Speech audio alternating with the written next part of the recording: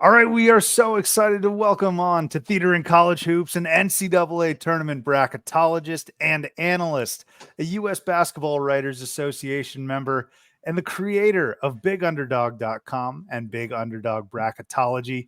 We got Jason Carmello joining us today. Jason, how are you doing? I'm really good. I appreciate you having me on.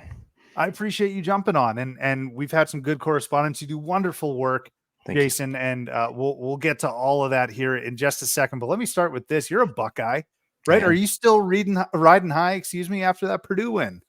Yeah, it's been about 424 days since a road win, so we'll take all the home wins we can get. Yeah, they've got two really good wins against Bama on the neutral and Purdue. But yes, we're enjoying the wins as we can get them, but still a bit of a disappointing year. So Well, was there a interim coach bump? I think, absolutely. yeah. It was the interim coach bump, the Sunday CBS national telecast, the every seat in the house was filled. There was a little bit of kind of the perfect storm, and they released their aggression on Purdue, and they actually turned Purdue over. It's really creating turnovers for the first time in a couple of years. So The Buckeyes help my narrative. Let me just selfishly explain why that is. Because for the past 3.5 weeks or so, I've been trying to tell people that the tier system isn't UConn and Purdue and then everyone else. I've been trying to say it's UConn, slight drop to Purdue, and I actually still think that is, despite the Creighton loss, but UConn, slight dip to Purdue, not notice or not huge, and then for the most part, everyone else. What have you been seeing? And what have you been seeing, especially as it relates to the number one overall seed this past week with UConn going down to Creighton, Purdue losing to Ohio State? Knowing that UConn just went down to the Jays, is that number one overall seed now back on the table for Purdue? I'm going to agree with you that UConn's the best team in the country. But the fact of the matter is the committee is going to establish with their tiered system, the net quadrant system, they're going to reward Purdue for having a couple more quad 2 wins. They have about the same amount of quad 1 wins. They're going to reward Purdue for the slightly harder non-conference schedule and kind of give that to Purdue for the number one overall. Still plenty of time. Road games are hard, right? If going into Ohio State's hard, going to Creighton is nearly impossible in a packed house there. So I think I agree with you. I think UConn and they were maybe the best team in the country last year in the non-con, right? When they ran the table in the non-con. I think UConn's the best team in the country. Purdue right now second best, and then Houston a close third.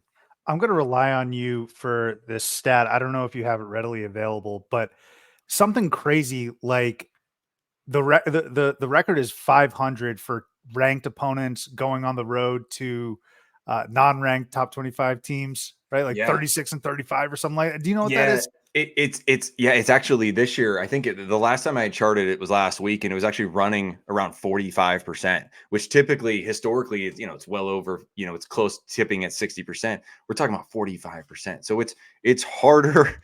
It's harder even against non-ranked teams. Now we can get into a philosophical debate about the AP, right, the Associated Press pool, and our teams kind of rated correctly, but by and large, it's fairly close, and by and large these teams have won historically. It's just tremendously difficult. You're dealing with kind of young kids, right? Being told for most of the weeks they're really, really good, and they go in an environment, and it's an incredible atmosphere like it was in Creighton. It's just hard to win on the road. Maybe I'm deluded, and maybe I just completely forget what it was like watching hoops growing up. But it felt as if the dominant teams could take their act on the road, and that's not to say some of these great teams around. Like I think of Baylor, who was a juggernaut during the COVID canceled season and eventually the year that they won. But it seems as if there is far more trouble this year recently for teams going on the road and winning ball games than there was maybe growing up. And I personally attribute that to Jason, just the wealth of talent around all teams. It's not just hoarded by the top guys. Am I wrong there? Is there anything else you can attribute this to? I think you're right. I think that's 100% right. I also think there is a bit of a vulnerability with some of these teams and relying on the 3-point shot. And a team like Baylor, while a lot of their statistics are really, really good, you posted last night, is Baylor elite or are they just pretty good? One of the issues with Baylor right now is their defensive efficiencies, over, it's at 85. So just one quick stat to kind of throw back at you. Over the last, 22 years, where we have kind of historical data for Final Four teams, there's only really been 6 teams, so about 6 or 7%, that have made a Final Four with a defensive or an offensive efficiency over 50 in the nation. So that's kind of a tip. When you're filling out your brackets, go ahead and make your way to KenPom and take a look at your offense and efficiency. Keep it really simple. If either of those two numbers are over 50, they're going to have a very, very hard time making the Final Four. So when you get into a team like Baylor that relies on the three, I think they're second in the nation in threes. Those shots are harder, right? The crowd's louder. There's more pressure. You don't get off to a good start. You start to kind of squeeze the ball a little bit harder, and relying on the three has kind of come back to bite teams. I think there's a lot of opportunity in this space for folks like us because I'm not the numbers guy. And actually, when we launched this podcast, Jason, I've said if you're looking for the in-depth stats, I'm probably not your guy. I'm more of an eye test, but I'll obviously read KenPom and all of the great stuff that's available to us now this year, Big Underdog, what you're doing. So we're going to use this hour, Jason, as basically you're my tutor. All right. And I'm going to come to you with a lot of questions because for me, it just felt like something is maybe amiss with Baylor because I see their ranking, I see how good they are, the conference that they play in, which we'll get into, but there's also this area of opportunity for them that I think is kind of lacking, or there's some things that they're just lacking, and so I think that was a great example and indicators of what we should really be looking for. But Jason, before I get too far into bracketology and the teams, I think it's important to get a better understanding of who you are. Let me start with this. How did you get into this space? Take us all the way back. Yeah, it was probably about 15 years ago. I was a diehard Ohio State basketball fan, which there's, a handful of us out there, right? That focus more on the basketball than the football for the Buckeyes. And I found myself, late into the evenings trying to figure out where are they going to be seated. That was kind of in the Thad Matta, early Thad Matta years, and trying to figure out, hey, they're going to make the tournament, but where are they going to be seated? And probably about 15 years ago, I said, they're going to be whatever it was, around the 38th line. I had them as like seated 38th, and I was one off. And I thought to myself, okay, well, I kind of starting to see how this works. So then I, put together a simple website and put together some things, reached out to the bracket matrix, got included in that, very appreciative to be included in that early on in that process. And then in 2014, kind of submitted my work and was able to be fortunate enough to win the bracket matrix. So kind of had the most, accurate projection of how the bracket would lay out. And then I, gradually built the website over time, but really it started with trying to figure out where Ohio State would be seated and kind of worked my way from there. Kind of the back end of some of the stuff that I do is trying to look at the trends, right? We went from the years of the RPI, which was the old ranking system, now to the net ranking system with quadrant-based wins. And so in that transition, I thought, okay, well, since we're going in the net system, I'm on the elevator, I'm on the ground floor of the elevator. I've started to track data since the net's ranked and try to figure out kind of in the off season, how much the committee weighed certain categories. How much do they weigh the non-conference schedule? And then how much do they weigh, quad one wins? And so develop kind of a back end matrix, and then you kind of plug those numbers in, take a look at them, and then blend in the eye test, right? Some teams, play well at certain moments. But what I really found fascinating was just trying to figure out how my favorite teams, stacked up, and then turned into a passion project for me. How cool is that, Jason? So take us back then to that first exercise that you did in trying to identify where Ohio State was going to land. You mentioned the RPI, and we've certainly evolved past that. I don't know if evolve is necessarily the right word, because folks, we've changed. Let's keep it as that. Maybe step to the side, left or right. Yeah. Lateral movement. Rick Pitino was talking about that, right? Well said.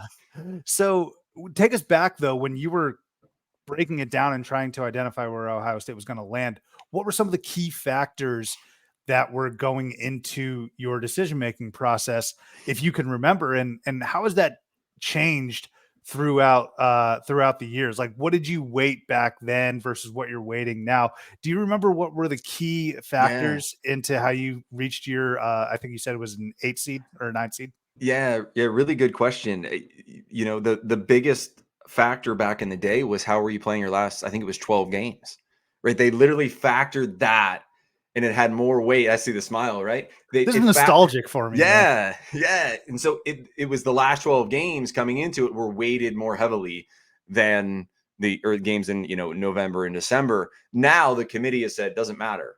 It doesn't matter when you win the game. That's a big change. And if you look at the NCAA team sheets, it's a matrix of where does the game rank in terms of kind of quality of opponent. It has nothing to do with date. It's kind of a smorgasbord of dates. So that was the biggest one.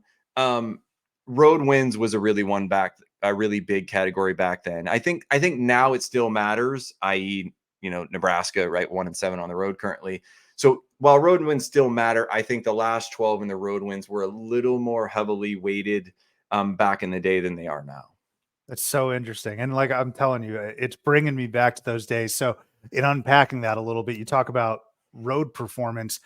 I think of an elite team like Kansas, who is kind of dreadful on the road, really, this season. And then you talk about how you've been performing recently as opposed to early on in the season. The one team that really stands out to me, and we've mentioned them like last week or a couple of weeks ago, St. Mary's, because they were god awful early on in the season, but they got the longest winning streak in the country now, huh? Yeah, it's kind of incredible. When you watch some of the St. Mary games early on, right? Losses to Weber State, a Xavier team that wasn't playing well back then, and also Missouri State. When you were watching the games, you could feel the weight and the pressure that they were playing under early in the season, because they knew once they lost to Weber State, right? They knew that they were chasing an uphill battle because the West Coast Conference isn't quite as good this year without BYU and co. But then it's almost like they just said enough is enough. Like we're gonna go play and we're gonna let it take care of itself. And they've always been metric darlings because they guard. And since then, yeah, they've been one of the best teams in the country, and they've kind of just kicked everything aside, and now they're gonna work their way the tournament. But it's really interesting to see kind of these mid-major teams, and St. Mary's a wonderful mid-major, but you can see the pressure that they play with early in the season because their margin of error is so small. And it was probably pretty gratifying and freeing that they were able to kind of work past it. So. Yeah, you mentioned a few things there with the Gales. They defend at an elite level. I think they're top 15, at least top 20. Feel free to keep me honest there. But I think part of that pressure also, Jason, was looking over at your rival and Yeah. basically saying, this is the year to strike. Yes. They are not as loaded. I don't see NBA guys up and down the court over in Spokane. It's almost like if I were to align this to football, I mean, you live in Kansas City. I was thinking to myself, like, if the Bills ain't going to beat them this year, Yeah. when the hell are you going to do it? So I'm like, St. Mary's, if you're not going to be crowned West Coast Conference champions when Gonzaga's down, maybe that played a little bit more into their pressure as well. Really good, really good point. I agree with that. So a little bit more about you and you're getting started in this space. I mentioned this is like a tutor student relationship right now. Who did you study from? Who did you draw inspiration from once you really got rolling here? Well, Lunardi is like the godfather of bracketology, right? So, I mean, you all read it and you respect the form in which he's created, because, if he didn't create it and ESPN didn't give him the platform, then none of us would get to kind of, have this space to play in. Also, hearkening back to the ESPN days when Em and Brennan would write the wonderful, fantastic Bubble Watch, right? Which I believe is kind of that's the weekly gold standard of literature in college hoops. So a shout out to him. And if you're able to subscribe to his new Substack account there. So the Bubble Watch was a really big piece, as well as Lenardi's piece. And then, my site harkens back a little bit to the Yahoo Sports days of, you got your seed list and with some explanation. Now, they didn't have kind of the analytical data back then, but it's trying to do that. I think that it's important to give readers a foundation of why the teams are seated where they are, not just predict a bracket, but to kind of step back and analyze, to give them a quick bullet point list. Everybody's busy, right? But how can you get to your team and you can explain to your team and the teams around your team why they are kind of where they are and why they ranked where they're ranked. So where do you land then, Jason, at a high level? Let me try and be as direct as possible. Where do you land on net, quadrant wins, things of that nature? I know it's part of your formula, clearly, but so is the eye test. Yep. Do you think we've veered into a space where maybe we're too reliant on it, or do you think it's the perfect amount? or do you think we're not relying on it enough? What do you think? Because this is a big conversation Really, with guys like you. really, really big. I think we're a little too reliant on it. Now, I believe that they're trying to do the right thing with the net system of creating kind of a standard of rewarding road wins, which we talked about are really, really difficult these days. So I appreciate that there's a different ranking system for a home win versus a road win, but we get so caught up in saying quad one win because, to be honest, that's what the committee has kind of told us to do. But the issue is this, going to, let's say, 75 on the net, let's say going to Maryland this year, right? Maryland's a decent team, but a win at Maryland is a quad one win this year, right? Or a win at Richmond is a quad one win. It's the same quad one win as going to UConn and winning, right? Or beating UConn at your place. And so we have to just be careful when we throw out kind of these quad one versus quad two and just simply quad wins because they're not the same. And we have to make sure that we're diving into the data a little bit more, using the eyes to establish, hey, this team can really play. Like, watch New Mexico. I tweeted last night, the Mountain West is this kind of wonderful, this wonderful treat every late night, right? The Mountain West has these wonderful teams. If you watch New Mexico, they got some dudes. They have some men that can play and the experienced team that can really play. And they may not have the quad one wins, but they're really well coached. They've got a lot of good players, and they're going to cause someone a major issue in the first round of the tournament. So we have to balance it and, again, really dive into the data of what is a quad one win, what's a quad two win, to make sure we're rewarding the high-end wins there. Yeah, I think that's really well put and a perfect example of New Mexico, because when I tune in every single night, we're at the stage now, Jason, where broadcasts are bringing up so-and-so's last four in, next four out, things of that nature. And I see New Mexico squarely on the bubble, understood. But when I watch them, I'm like, this is a damn good team. Yeah. And I see some other teams that I've watched maybe in some higher major conferences like the Big East, and I'll get to one in particular who's kind of been a thorn in my side. And I see them and they're on the same bubble. And I'm like, they're not, first of all, I don't think that they're better than New Mexico, but I don't think that they're one of the best 68 teams in the entire country. So I think New Mexico, that's a great example. Do you know why you think New Mexico is good? Because you're right. The eye test is serving you well. They're top 30, 31 in offense and 30 in defense. That means they've played 20 some games now, 27 games or whatever it is now, and they've played well. So you're right. Their non-conference schedule wasn't great, but by and large, when they're out there on the court, they're efficient in both ends, and they should be rewarded for that.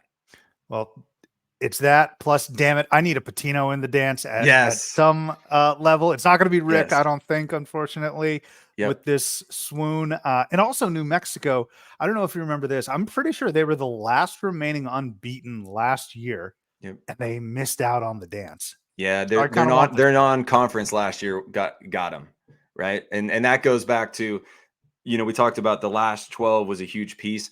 Lately, with the committee's ranking system lately, I'd say over the last 5 or 6 years, if your non-conference strength of schedule is anywhere, and it's anywhere near 300, or it starts with a 3 with a couple digits after it, you are on red alert. Yep. And, I keep carrying Ole Miss in my bracket right now, but I kind of don't believe they're going to end up getting there. I think other teams, Wake Forest, someone's going to sneak in and win a bunch of games late and kind of get in.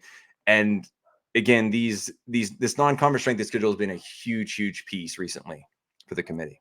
Yeah, Ole Miss is a great example. I said last offseason, I was like, don't be surprised if they make the tournament, because I'm that big of a believer in Chris Beard. Oh, yeah, he's fantastic. Yeah, and the players that they have, I love Matthew Morrell. Alan Flanagan came over from Auburn, but that out of conference schedule is not doing them any favors. And I think I don't think Chris Beard really, I don't know, maybe I'm wrong, but when he's scheduling, he's probably like, I'm going to try and get as many wins as possible because I know we're going to be that good in the SEC. There's no way he thought I think Ken Palm had them at like 2.5 wins. Yeah, you're exactly right. I my line for Ole Miss is the same way. Beard didn't know they were going to be good. Okay, right? Thank you. So that's why they scheduled the way they did. They're out of 362 teams for the listeners, right? You got about 362 Division I teams. They're 331 in non-conference scheduling. So I mean, they're wow.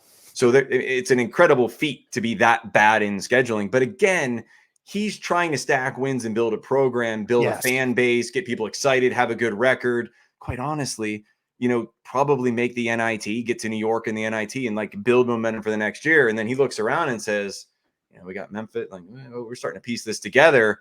Dang, I should have scheduled a little better. Yeah. But their overall strength of schedule, because the SEC is having a really good year, is 77. So they're going to now, when the committee comes say, why'd you schedule like that? He goes, hey, we're good. We're going to be around 50th overall. So he had no idea, but he's a very good basketball coach. Immediate impact guy. It's funny. I think we were saying the exact same thing there. But I could only imagine Chris Beard being taken by surprise, like, dang, all right, we actually might have a shot here. We talked a little bit about the last 12, and we're going to dive into some more of those teams as well on your latest publication. But let's start here when we get into the nitty gritty, Jason, of the Big 12. All right. Go. This has been a point of discussion among some. Now, I think majority of the country, including myself, believes that the Big 12 is the best conference in America. I believe in looking at Ken Palm's top 25, they have 6 teams in that top 25. I also think the SEC is very close. We just talked about them, but I want to give you the platform here to say why the Big 12 maybe isn't necessarily fool's gold, but they're pumping their numbers a bit. Is that true? This is probably my favorite conversation to have right now at this time, right? Because I agree, the Big 12 is the best league in the country, and they have some fantastic teams. But they also have several that's scheduled again in the non-conference over 300. And again, if you're going to schedule over 300, you're doing that on purpose. It's hard to schedule that poorly. But I think we can look at it this way. It's not, while the teams intentionally did that, I'm also going to say I don't blame the teams for scheduling that way. And here's why. The NCAA tournament committee has basically said, we're going to cap you at 14 losses. That's it. If you get into 15, there's got some crazy circumstances where your strength of schedule is like 1 overall, Georgia, like way back in the day. But it's going to be very, very, very rare that you're getting in. So you got 14 losses to play with. So let's start there. So if I'm any Big 12 team that's not Kansas or Houston heading into the year, I got 14. That's it. If I want to make the tournament, and I got to keep making the tournament, or I don't get to coach in the Big 12 if I'm the coach and athletic director. All right, let's work backwards. We got 14. We're gonna lose. We're gonna lose here in Kansas City, right? Because Kansas is probably gonna win, or Houston. All right, so we got 13 left. If we have a really good year, I mean really good year, we go 9-11, right? All right, so the 11 plus the 1, that's 12. So now I only have 2 to play with in the whole non-conference. If I lose more than 2 games in the non-con, again, it doesn't matter what my strength of schedule is. The committee is going to say, you aren't 3-4 games over 500. We can't let you in the tournament. Sorry. Thank you for scheduling and entertaining people in November, December, while they're having their Thanksgiving meals and Christmas meals. And I appreciate you carrying the schedule then, but you can't make the tournament. Let's go to the NIT and have some fun. So it's really just math. You literally can't lose more than 2 non-conference games. And that's why the teams have done it. And you look at a team like TCU, again, where that's the path that they took. So they're 327 in the non-con. They didn't want to mess around with anybody. They accidentally ran into Nevada, who got them. But they have to be very careful. And a team that has a 327 non-con, the Big 12 is so good. TCU's overall strength of schedule is already 36. Wow. It's going to head into the 20s by the time we're all said and done.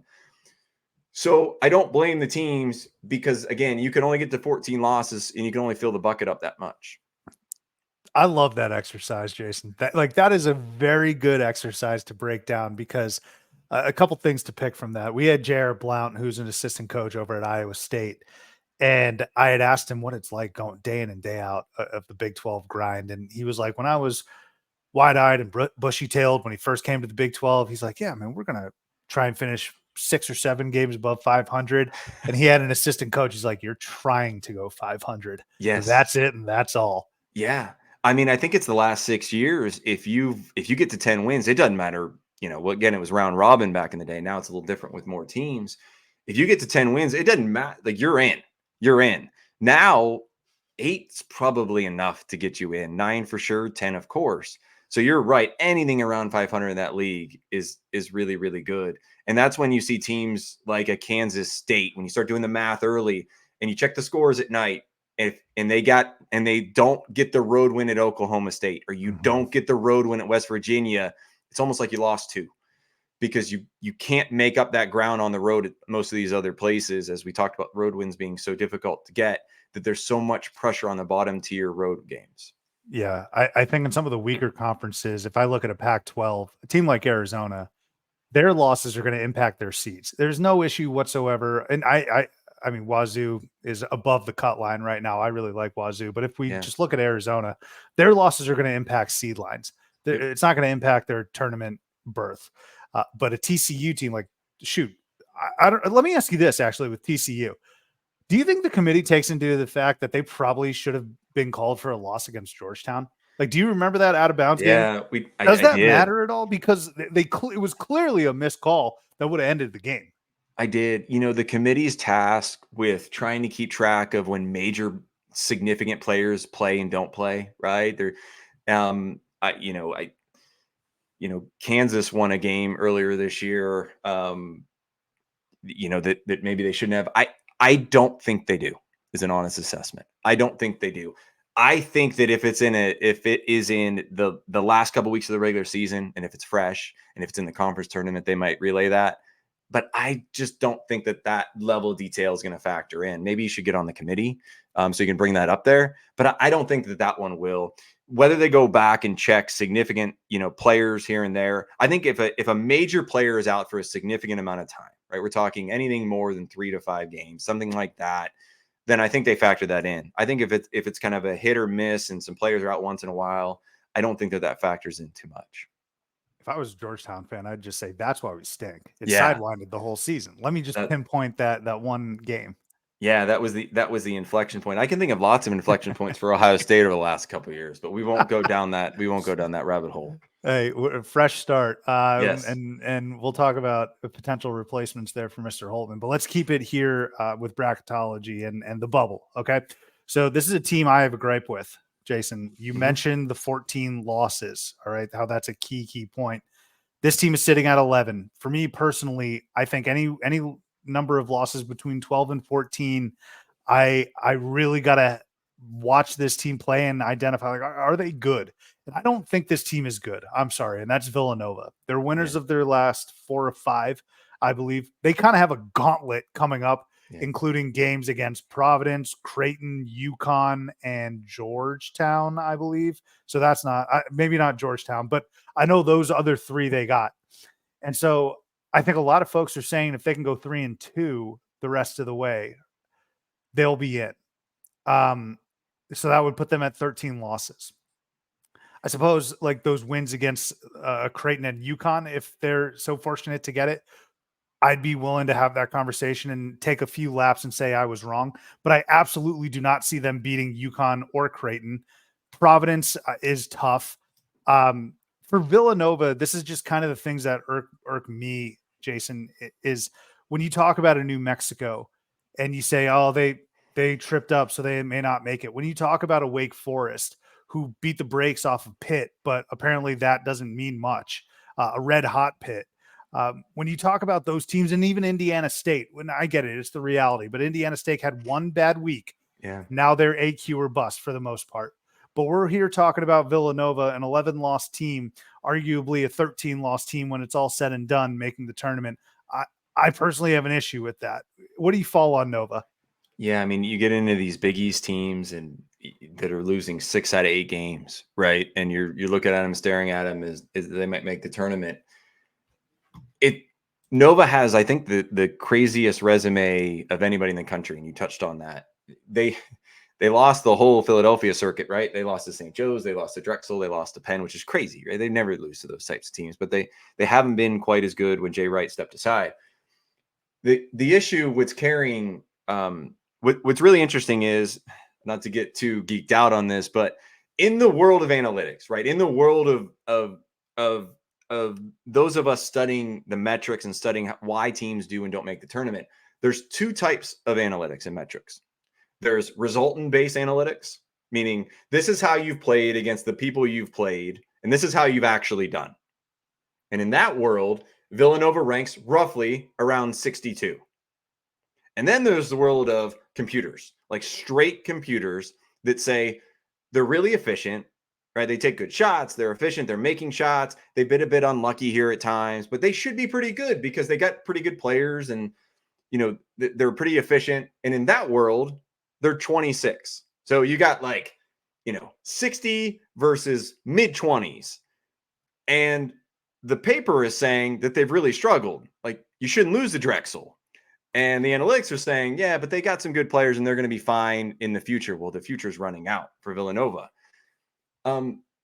I side more with you. And that's why I've been staunch on like the South Carolina train that, and strength of record, everybody's taken them, and especially lately with a couple losses with South Carolina, and said, well, move them down. The analytics have said all year they're not very good. Well, to this point, their strength against the record is still in the top 15. So you have to reward people. Like, you went to Tennessee and won. So we have to be very careful with relying only on predictive metrics and not about what you've actually done. Again, the reason why they're in mine, now I'm not just saying that, the reason why they're right on the cusp and I don't have them in yet, but they may be in soon, is it's the quad one wins. Again, we've relied so much on the quad one wins that historical data says this. An 11 seed right now, which is that's the bubble seed right now this year, at least for now. There's an average of just a shade under 8 quad one plus quad two wins for a bubble team to make it historically in the last 5 years since the net started. So 8. Crazy thing is, Seton Hall and Villanova and Butler, all those teams are already at 7. The right? Big East is crazy. The Big East is crazy. And so, when you look at historically, teams with that resume or right around that resume have made the tournament and they're on pace to do it. And that's why you're seeing them in. I agree, though. You have to be evaluated at some point on what you've done. And I think this could be a year where it kind of opens up to let some of the mid-majors in, like a Drake or an Indiana State, who've been fantastic this year. I think this background of yours probably serves you well as a parent, Jason. The reason I say that is because I'm over here just emotionally saying, I want Seton Hall in because Shaheen Holloway is cool, and it's year 2. I want Thad Matta's resurgence. Get Butler back in. By the way, they have some great wins as well. Yes, they do. I love that. So, you did a great job of explaining why, hey, this is the reason and rationale. Calm the hell down. Here's the reason and rationale for why Nova's there. But I mean, it is a tall task the rest of the way. I suppose I understand why, as we're sitting here on February 22nd, why Nova is in these conversations. Yep. But let's see. And again, look, if they get UConn, they get Creighton, the hat tip. But we'll see what that looks like. Hey, let's move back to the West Coast Conference real quick. Let me ask you this. 1 or 2 bid league? Wow. I'm going 1. Okay. I'm going 1. What's your reasoning there? I'm one of few bracketologists now that don't have Gonzaga in the field. A lot of them have Gonzaga in the field. And I look at it this way. Gonzaga's had chances to play good teams and they haven't won the games. Now they got the luck, for some reason Calipari scheduled them, and then they went to Kentucky and they won a close game late. So you have to give credit where credit is due. I think Gonzaga is playing better as a whole. But they're 1-5 in quad one, and they just don't have a lot of depth to it. I'm gonna say 1. For now, I'm going to say St. Mary's gets in, but, obviously if they go down to Vegas and then they sweep through the West Coast, they get in. St. Mary's getting in. But you asked for a question. I'm going to give you 1. We're going 1. We're staying with it. So and let's just clarify here. You think St. Mary's is in regardless? I think St. Mary's going to make the tournament. Yeah. Okay. Yeah, because I think that they've gotten past the bumps and they've been so dominant again. So you're dealing with inherently on these team sheets, you're dealing with a team that is now in the top 15 to 20 on just about every metric across the board that talks about kind of how you play and your style of play. Again, it's a team a little bit like Nova because the resultant-based stuff said, hey, you shouldn't have lost to Missouri State, and Weber State. So the resultant stuff is in the mid-40s. The predictive stuff is around 20. And I just think their dominance and their wins is going to carry them through. Also, they can hang their hat on. They have multiple good wins. Gonzaga doesn't have that. They have multiple. So they won at Gonzaga. That was a game Gonzaga just has to win. You have to hold Mhm. serve at home. They won at Colorado State, who's a really, really good team, a bit like New Mexico, top 30 in both metrics. And Isaiah Stevens is one of my favorite players in the country. Yep. We don't sidebar with him. Like, we don't have players anymore that stay for 5 years at the same school and gut it out and are loyal to the fan base and loyal to the teams and just become wonderful players. So I root for Colorado State in a sense of I root for him, and I would love to see him on like a second team All American or something fun like that because he deserves it. But again, getting back to St. Mary's at the Zags at Colorado State, nice win against New Mexico, and so they have some pieces outside the West Coast to kind of hang their hat on. Where the Zags, they again a wonderful win at Kentucky, but other than that, they just don't have wins against the field. So I think Gonzaga at minimum has to win out and then get to the finals. And if they lose a close game against St. Mary's, I think they'll probably get in. I think at that point, the body of work and the Gonzaga name, although it's not supposed to, I think that'll get them in because you're going to see those Big East teams get to 14 losses, and Gonzaga is going to sit there with 6 or 7, and they'll probably get in at that point. I don't think the Zags are an at-large thing. I think it's a team is. I think it's AQ or bust for them. Yep. But that Kentucky game showed me that there's still a little bit of pride left Yeah. in that roster, and Mark Few and Anton Watson, and that's why I'm still. I shouldn't say holding out hope, but it would not shock me if they went to Vegas and won the whole damn thing and punched their automatic qualifier to the dance. And they've really started to rely on transfers, right? And listen, so many schools do, so I totally get it. They were going through a stretch there where they were really cultivating talent and recruiting talent, and they still do, right? Few's a wonderful Hall of Fame coach, but I think you're seeing that even at a school like that, it's hard to put all the pieces together, and have it work year after year after year with really kind of no mistakes. I go back last year. I'm going on a tangent here, but last year a team like that for me last year was Illinois. I would watch Illinois, right? And Shannon and Hawkins and some of these players last year, and I could not figure out how they couldn't be better than 8 or 9 seed. I could not figure it out. Michigan State's playing with that this year. And then you watch them play and you realize, okay, there's just not a consistency to their game. Well, fast forward to this year, and Illinois has very similar pieces. Domask has been a great ad from Southern Illinois. But then you realize, like, oh, okay, sometimes it just takes time playing together to be better. And so Illinois now, they go from an 8 or 9 last year where you scratch your head to, yeah, they're going to be a 3 or 4 seed. And they're probably going to make a Sweet 16.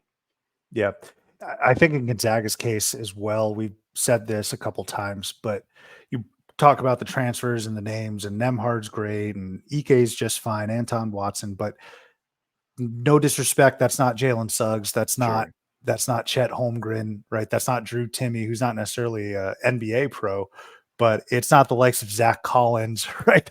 Even the Yep. guys like Nigel Williams-Goss, they've had some serious talent and names there, and so we're seeing just a bit of regression in terms of talent, but obviously still competitive. Hey, Jason, let's stick out on the West Coast, okay? Because I'm looking at your website. I'm looking at last 4 in, first 4 out, next 4 out. And I just want to focus real quick on the mountain schools, okay? Utah and Colorado. They went to the LA schools last week. And on Thursday, a week ago, I was saying, do these teams want to get in? I suppose it's not mandatory. It's not law that you have to make the NCAA tournament. But I'm over here like Utah, Colorado, man. Do you want to get in? Losing to USC is absolutely inexcusable. And then UCLA has been coming on. Utah pulled it out against them, but they're kind of maddening. What are their chances right now? Do you foresee them in the field? Utah's a little bit higher, on the totem pole because they have a couple more, more quality wins. They've got, 3 quad 1 wins. Colorado's only got 1. But I agree. They're maddening. I mean, Utah was just cruising along. They were 11-2, playing really, really well. And then they took their trip to Arizona. And since then, they've been a train wreck. And you're just not going to get a lot of grace because of the way the Pac-12 is regarded this year. So, I mean, no disrespect to the conference. Arizona's fantastic. And Totally. Washington State, like you said, has been really surprising and a really, really fun story. One of the best 5 stories in the league, in the nation. But you're not going to get a lot of grace because there's just not that many quality wins, coming. So I would say right now I have them both out. Utah's a little bit higher in the pecking order. Some people like Colorado's metrics and, where they might head. but they're both going to really struggle to get in because, again, you need the history says you need 8 quad 1 and quad 2 wins to get in, and most of those have to be quad 1, and Colorado's just not going to get there. They only have 1 so far. It's crazy. It's crazy to me because look at that roster. KJ Simpson. I really like the addition of Eddie Lampkin. Cody Williams is a potential top 5 pick. Now he's been often injured and I feel bad for him, and Tad Boyle's a good coach. Really It's good. kind of crazy to see where they're at today. Wazoo though, firmly in. They can make huge strides towards absolutely punching their ticket if they sweep Arizona Thursday. But Wazoo, you think they're firmly in? Yeah, Wazoo's in a really good spot. They guard. I mean, Wazoo, a lot of when you look at how they play and their style of play, they shut the water off. I mean, they're in the top 15 and a lot of important defensive metrics, especially the most important one, guarding and shot percentage. So I think they're in really, really good shape. They don't have a lot of silly losses. Santa Clara lost early, but again, other than that, not a lot of silliness. And they've started to win games on the road. And even if they don't have to be beautiful, see Northwestern, see Nebraska, see Mississippi State, anything on the road, just take anything you can get on the road and you play, well at home, get a couple key wins, and you're going to find yourself in the tournament. They're in really good shape. They're kind of doing what I think Seton Hall is trying to do over on the East Coast and in the Big East. And Seton Hall tripped up against, I forget who it was. I don't think it was Xavier, but they dropped a game that in my eyes, they shouldn't have dropped because they've taken care of business, right? Wazoo has a win against Arizona. Seton Hall has a win against UConn. And all you say to these teams is just take care of like the bottom dwellers of the conference and you should be okay. I think Wazoo's doing just that. Big East is a tougher conference for sure. But I'm glad to hear Washington State is in. Now, I'm a Wildcat. I don't want them winning and sweeping my team on Thursday. But if it does happen, Kyle Smith's your coach of the year. Oh yeah, and they're definitely the best story. And Miles Rice, man, unbelievable story there as well. Cincinnati. I know we're going all over the map here, Jason. So I appreciate you joining me here. Cincinnati. I'm kind of surprised they're this close to the cut line. Great first season in the Big 12, really. And I believe in what Wes Miller is doing. I really hope Bearcats fans continue to give him time to build that program back up. But can you tell me or help me better understand why Cincinnati's so close to the cut line in some of the brackets I'm seeing? It's the Big 12 name brand. Okay. To be very, very honest, it's the Big 12 name brand, and it's carrying road wins. So they've got road wins. They haven't been all that good at home, which is a bit surprising. They've won at BYU. They've won at Texas Tech. So those are kind of 2 top-tier road wins. And they also have a win over UCF, which we talk about, sneaking in a quad 1 win. UCF, come on down. You get your quad 1 road win there. So 3 quad 1 road wins.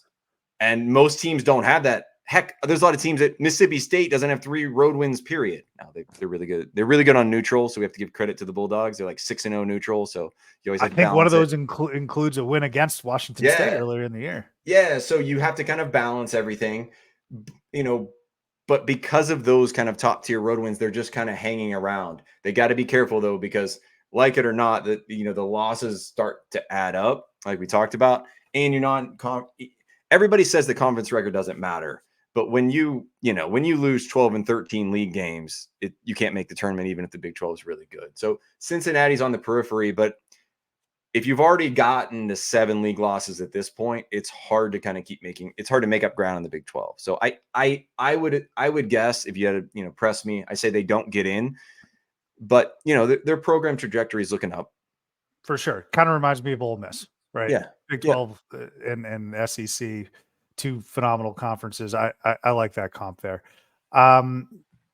Wake Forest. I have a really bad feeling, Jason, that they're going to be disappointed come Selection Sunday. And I want Wake to be good. I've always said it, the tobacco road schools, all of them need to be good so that the sport can ascend to its highest level in my eyes. Like that includes NC State, who's not really doing their part. Duke and Carolina do their part. Wake, I think the last time they were in the tournament was with John Collins and Danny Manning heading it up in a play-in game.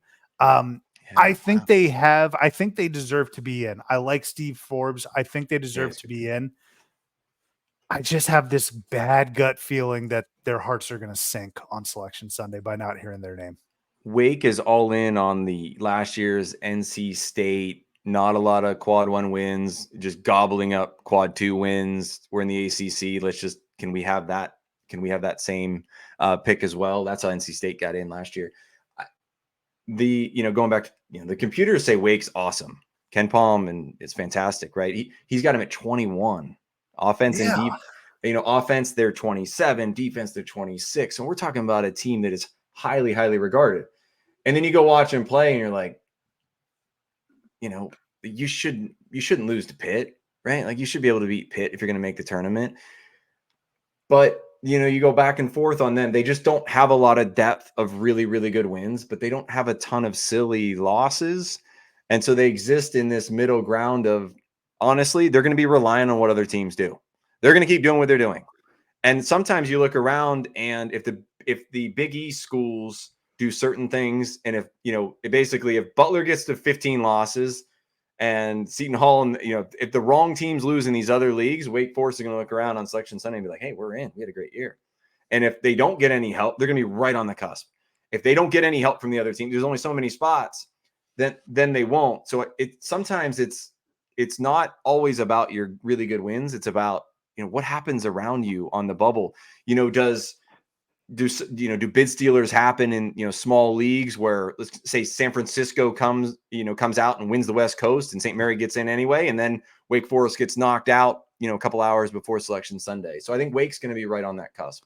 Man, there's levels to bid stealers and watching those bid stealers. Yeah. I think Wake is at the top. Yes. Like, it's of all bubble teams are going to be watching for bid stealers.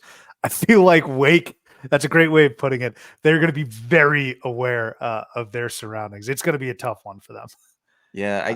Colorado's going to be in that same spot probably, or, maybe a team like Utah could be a team, people start talking about Syracuse now. There's going to be some ACC schools that are really kind of on the cusp, because they're going to have a good record. These teams are going to have wins, and they're going to point to the Big East and say, you're barely over 500. Why should you get in? And then, Indiana State's going to say, our best player was hurt for, our second best player was hurt for a couple of games. So we lost a couple of games in February. Other than that, we wanted an 85% clip. We should get in. So, that's kind of the beauty of all of it. It is. And I think specifically with Wake, though, like Colorado, Utah, I can point to stretches of the season where you lost it. You lost this opportunity. I can do that. And again, talking about Indiana State, it stinks, but even their coaching staff, I think, knows, and almost all mid-major coaching staffs know, that the room for error is like zero. And I think they've come to terms with that week was just not very good for them. So I think for Wake, it's almost like the worst feeling is not getting in and not being able to identify or pinpoint where it went wrong, or, not getting any answers. And kind of nervous for Wake to have that. If you're a Wake fan, you are the biggest Florida Gator fan in the history of the world, because they're hanging their hat on Florida, who's been really, really good lately. Again, Florida is another team. Their metrics say they're really, really good, and they're very good. I don't have them as high as some other people right now, Florida, because I just believe history says you need more really good wins to kind of keep propelling up the seed list. But right now, Florida's all that Wake has right now. Yeah. Texas A&M. Can we get them out of here? What are we thinking? Vanderbilt and who's the other one just recently? Arkansas. Tell me something good here, Jason. A&M they're maddening. When they played Ohio State earlier in the year, and Wade Taylor, at times you could watch Wade Taylor and be like, he's first team All-American or second team All-American. He's fantastic. He's aggressive. He's fantastic. Radford is a player that any roster would want on their team. And then you look at them and you're like, they throw the ball at the rim. Their offense, this is a crazy stat on Ken Palm. Their offense is ranked 46th in the country. So you're like, A&M's, they're pretty efficient offensively, right? Yeah. Their field goal percentage is 346. So again, they're 46 on offense, but they're shooting. They shoot the ball 346 out of 362. They throw the ball at the rim, they grab it, and they put it in. They're obviously they're really high offensive rebounding. They're the best offensive rebounding team in the country. Part of that's because of Radford's so scrappy. 3-point percentage, they're at 357. Well, they played Kentucky that day. The threes went in, and that's why they beat Kentucky. So it's a team that is maddening because they simply don't take good shots. And you look at a team like them, skill set versus an Alabama, which I, the Nate Oates school of math and what shots do you take? And in essence, he doesn't allow people to shoot the ball just inside the 3-point line. You can shoot as many threes. Did you see that shot chart, by the way? Yeah, it's wonderful, right? So, but he does it right? So you either shoot a three, which is fine. You can shoot all the threes you want, but if you're not shooting a three, you take the ball to the hoop. And A&M, and Buzz Williams is a fantastic coach, but that's what A&M has really struggled with. Their players are alphas and they're really, really good, but they think they can make all the shots all the time instead of really taking better looks. And it's been maddening at times because they absolutely have a roster that should make the NCAA tournament. But again, like you said, you're rattling off teams, and now they're playing with fire because they have a Tennessee, a South Carolina, a Mississippi State, Mississippi coming. And again, we talked about, they're already at 11. Probably another loss in the SEC tournament. That's 12. There's just not a room for error, and that there'll be some pressure on Buzz in College Station because if he doesn't make the tournament this year with a roster, he should. Yeah. You talk about Tennessee, who got embarrassed by TAMU last time out. So Tennessee's not going to be too thrilled. And they didn't play that well against Mizzou. So I got a feeling that's going to be a bloodbath, honestly, in Knoxville. And then you talk about Buzz Williams and the Aggies the last few years. Last year, they got embarrassed by Penn State in the first round. 2 years ago was when he had his infamous plea to why they didn't get in. Yep. This is the stretch, though, if I were to look at it, Jason, they're losers of 3 straight. Like I said, Arkansas, I forget who was sandwiched in between that and Vandy. Bama. So, okay. But those are your 3 straight right there. And I think Vandy and Arkansas are really just unforgivable. Last item I want to talk about before we get to some quick hitters and have a little fun here. I really want to pick McNeese and Samford as 2 teams to make it to the round of 32, potentially Sweet 16. I love those 2 teams, man.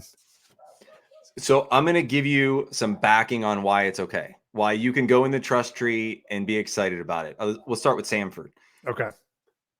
They're the best 3-point shooting team in the country. So just start there, right? They can shoot the ball from the perimeter, and 3-pointers are going to keep them.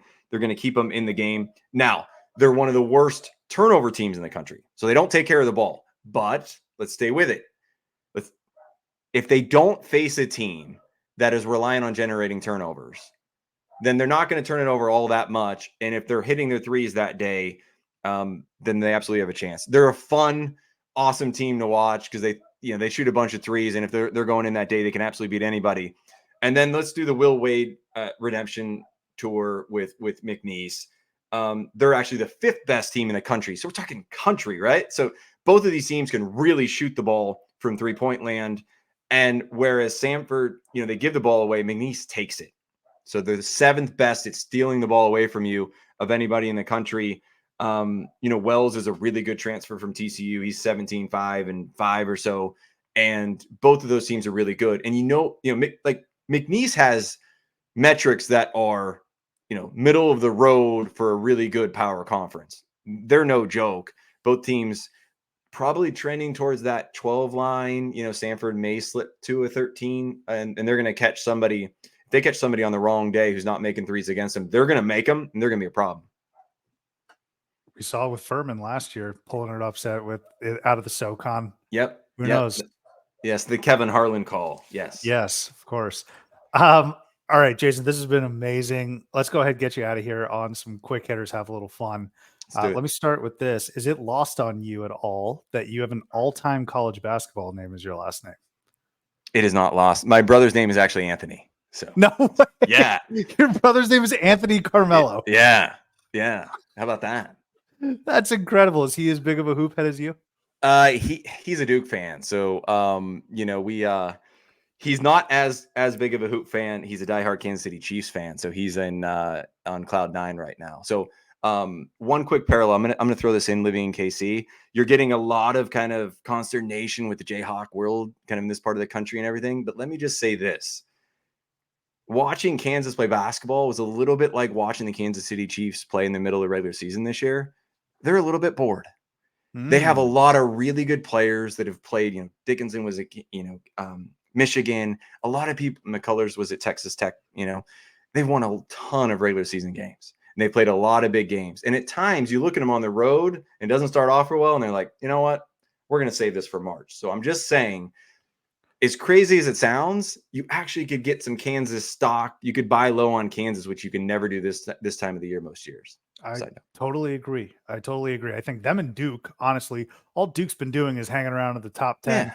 being one of the best teams in the country. And all we hear about is how they stink. Some Yeah. of it comes from their fans too.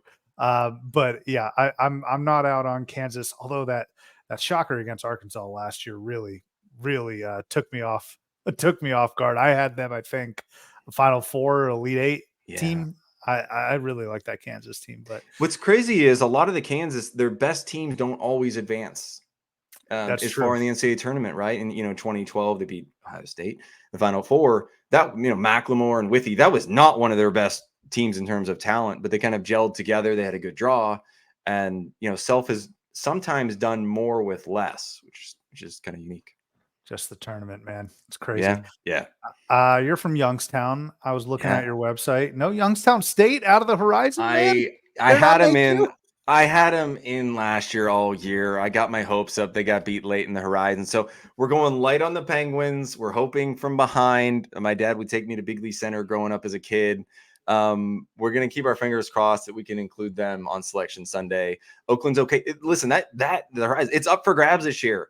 They went through a stretch where Butler was in the horizon. So people, you'll be like, no, Butler's, the Big East. Yes, got it. But back in the day when Butler was really, really good, they were playing teams like Youngstown all year. Yep. And then they still made the Final Four, which is incredible. We're going to hope for the Penguins. What's the best or most accurate bracket year that you've had since you've been doing this? Yeah, no one's going to believe me, but it was last year. I picked UConn to win it all. Nice. I kind of looked at it. I think sometimes you got to step back and look at the non-con. Teams scout so well in the league. Like if you play in the Big East, the Big 10, or SEC, Big 12, it is so, like we talked about, it's so hard to win these games. These teams know what play you're running when they're running. If you call it out, they know what it is, right? And you've been, I've heard some of your awesome interviews with coaches and things. So I'm not claiming to know these things, but just watching from afar, they know what sets you're going to run. And so sometimes when you get a fresh team in the second round and they've only had a couple days to kind of prepare for you, but they're preparing for a couple teams and then one day to really do a walkthrough, they don't know all your plays. And that's what Hurley did. And they were able to take advantage of the fact that they use their talent and their size to really dominate people. And they were able to use their coaching to outwit people as well. Yeah. What was their record in the non-con? I think it was perfect last year. Yeah. It was perfect. I think it just got tripped up by Kansas in a thriller of a game. Wow. Cam Spencer and a hurt foot. Yeah. No, all right. I mean, I believe you. I believe that you took UConn there, man.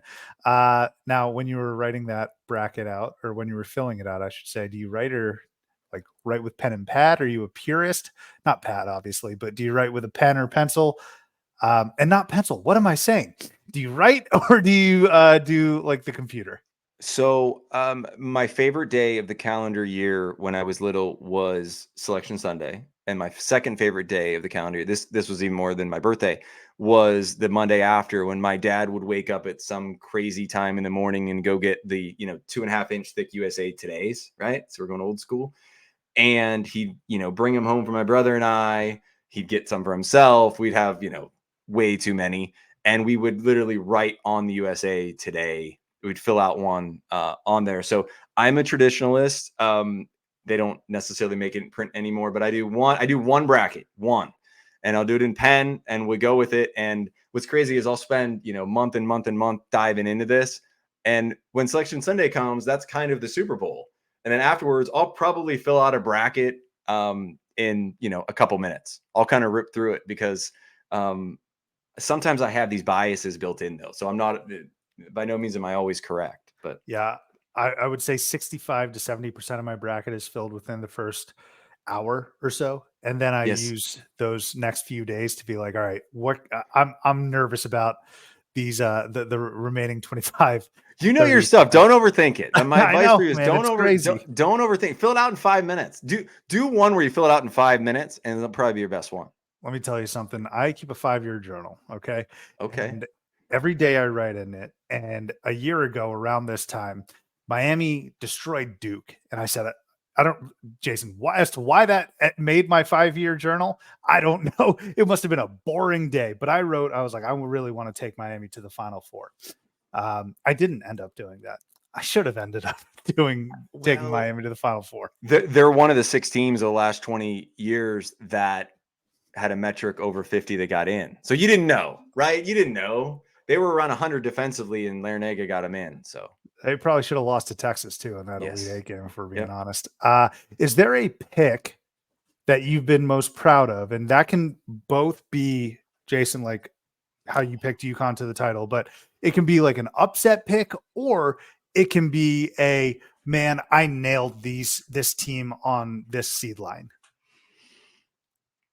Wow. It was that original Ohio State, right? Where you're like, oh my gosh, like Lenardi's on TV and makes all this money, and he was 2 seed lines off, and he was 2 seed lines off, and I was 1 like spot off. So that's the big one for me. But you go back to, there's certain years where you still think back of the ones you missed, right? You get 67 out of 68, and one year Wisconsin Green Bay, it was 7 years ago or something. Wisconsin Green Bay absolutely deserved to make the tournament. They didn't get in.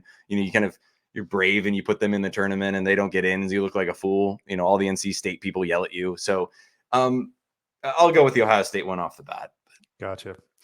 I love your website mostly because you use the old school logos, man. Yeah. Those logos are sweet. Is there an inspiration for that?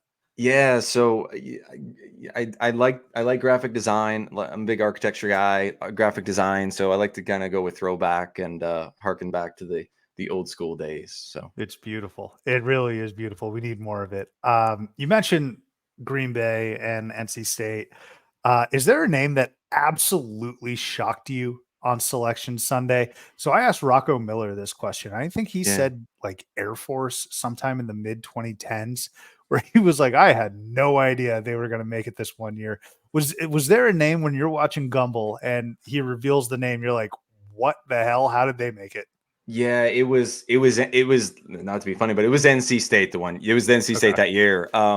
What year was that? I'll have to trace back. Here we go on the fly. They had a guard. Oh gosh, they had a guard who was one of the best players in the country, and they just let him in the tournament because of him. It was just like Ryan Harrow. No. Here we go. You're gonna have to edit all this out. No, this is good live audio here, man. Okay. I'm sorry to catch you. We're going on the rabbit hole now. Just a minute. I'm going back to they just let him in the tournament because everybody in the nation wanted to see him, and the name's Dennis Smith. Dennis Smith. Yeah. So Dennis Smith. I mean, it's crazy when you look at some of the talent that they had. They're just like, well, we'll just kind of let him in the tournament. So that's kind of one for me. I love it.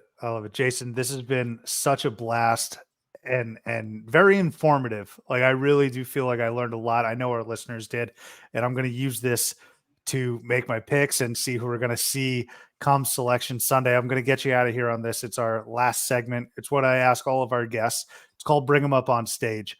Is there anyone that you would recommend I reach out to come on to the podcast, or is there anyone you just want to shout out? Like anyone else that you think in your space or the college basketball space deserves some recognition? Yeah, Emin Brennan's really good. Again, his bubble watch is fantastic. I know you've spoke with Eric Haslam before. He's really fun. I've been able to do a couple radio hits with him. He's fantastic.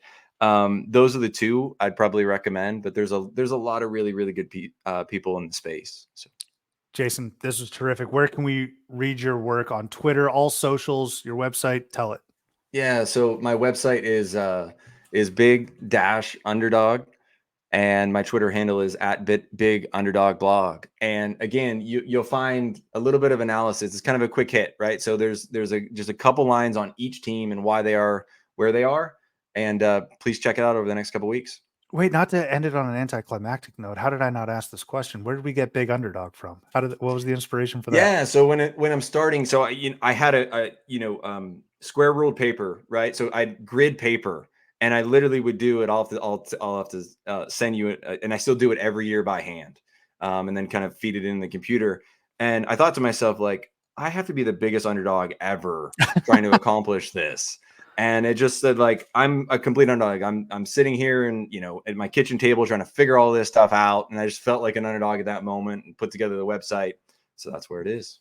That's beautiful. Jason Carmello, thank you so much for jumping on, sharing your insight and this detail. Like I said, super informative.